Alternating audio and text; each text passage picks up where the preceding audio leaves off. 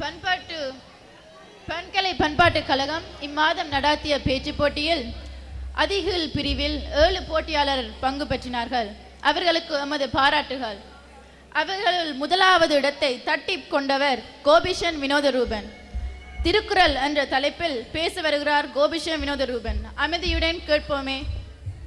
கலை கலாச்சார படம் இவ்வாணி விழாவிற்கு வருகை தந்திருக்கும் நடுவர்களுக்கும் பெரியோர்களுக்கும் மற்றும் அனைவருக்கும் எனது முதற்கண் வணக்கம். நான் பேச எடுத்துக்கொண்ட விடயம் திருக்குறள். திருக்குறள் ஒரு நீதி நூல், தமிழ் நூல், திருவள்ளுவரினால் இயற்றி பெற்றது. இவர் இந்திய தமிழ்நாட்டில் பிறந்தார். இவரை பொய்யா மொழி புலவர் என்றும் அழைப்பார்கள்.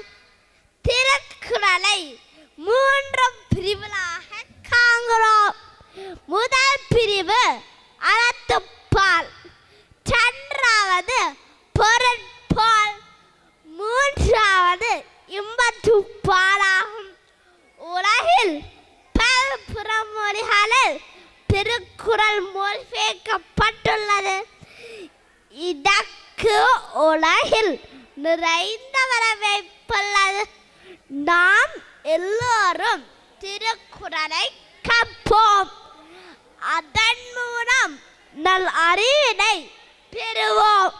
அப்பறிவு கொண்டு நல் வழி வாழ முடியும். வாழ்வில் சிறப்புகள் அடைவோம். வாய்ப்புக்கு நன்றி கூறி நன்றி வணக்கம்.